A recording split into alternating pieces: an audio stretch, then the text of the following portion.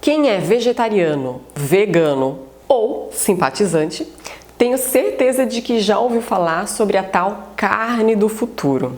Hoje eu vou ler os ingredientes com vocês para a gente analisar se essa é uma opção interessante, saudável, que vale a pena ou não.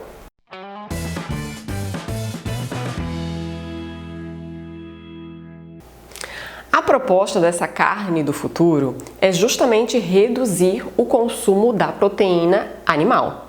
E isso faz todo o sentido ambientalmente falando. Mas será que nutricionalmente, será que pra gente o benefício é o mesmo? Os nutrientes são os mesmos? Então é isso que eu quero comentar. Estou aqui com a minha colinha dos ingredientes de um hambúrguer da carne vegetal do futuro. Então vamos ler os ingredientes juntos e ver o que é que tem. Lista de ingredientes sempre em ordem decrescente, lembrando. Então o primeiro ingrediente é o que tem mais e vai diminuindo. O primeiro ingrediente é água. O segundo é um preparado proteico, que inclui proteína texturizada de soja, proteína isolada de soja e proteína da ervilha. Bom, a proteína de soja é considerada uma proteína pobre nutricionalmente, tanto no sentido de ela não ter quantidade de proteína tão grande, quanto no sentido de essa proteína não ser tão bem aproveitada pelo nosso corpo por conta da sua digestibilidade ruim. A proteína da soja vai ser muito melhor aproveitada quando a gente fermenta essa soja, que é o caso principalmente do tofu. Ele sim vai ser uma fonte proteica interessante, um alimento que nutricionalmente vai contribuir para a nossa função intestinal, vai contribuir como fonte proteica, como fonte de cálcio. Então o tofu é uma opção muito interessante. A proteína de soja já não tanto. A proteína da ervilha, que aparece aqui, já é uma proteína mais interessante, tá? Aí seguindo, tem na lista de ingredientes também gordura de coco, óleo de canola, duas fontes ali de gordura. E aí vem um aroma natural, estabilizante metilcelulose, sal, beterraba em pó e corante e carvão vegetal. Esses ingredientes têm como objetivo simular uma carne de verdade, né? Uma carne bovina.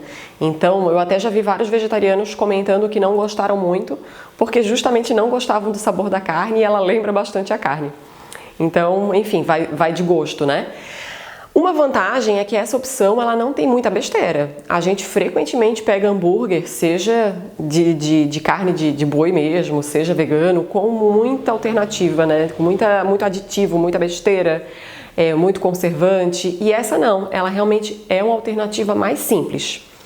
Mas se fosse para eu escolher a alternativa mais interessante para quem não consome carne, eu diria para tentar priorizar fazer o seu hambúrguer em casa. Que aí a gente não usaria a proteína de soja, a gente não usaria óleo de canola, que também não é muito legal. A gente poderia fazer, por exemplo, cozinhar a ervilha ou cozinhar a lentilha ou cozinhar o grão de bico. Depois processar esses grãos e temperar, acrescentar sal, salsinha, cominho, uma cenoura ralada, ovo, aveia e aí moldar isso na forma de hambúrguer e grelhar. Eu já fiz algumas vezes de lentilha aqui e fica bem gostoso.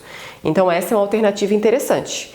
Vai ter menos proteína do que se a gente acrescentasse uma proteína concentrada? Sim, vai ter menos proteína. Mas se a gente usa esse hambúrguer e a gente também consegue usar em outro horário do dia um tofu, a gente consegue consumir também feijão, lentilha, ervilha, grão de bico. Para quem come ovos, acrescentar ovos. Então, essa proteína distribuída ao longo do dia é possível sim de atingir a nossa necessidade muito bem, obrigada, e com alternativas que vão ser mais naturais, que não vão fazer mal para o nosso corpo, que vão auxiliar no nosso metabolismo. Então, o resumo é, como sempre que possível, preparar em casa.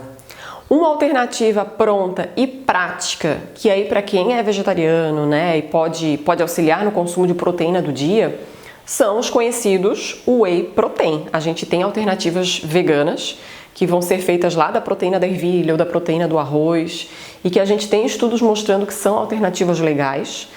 Se a gente consegue encontrar de uma boa marca, né, que tenha só adoçantes naturais, que não tenha aditivo, não tenha conservante, não tenha corante, não é difícil de achar. A gente pode utilizar isso no dia a dia, num lanche da tarde ou num café da manhã. E assim, com a orientação de um nutricionista, a gente consegue atingir facilmente a nossa necessidade do dia com alternativas mais interessantes. Tá bom? Beijo grande e até o próximo vídeo.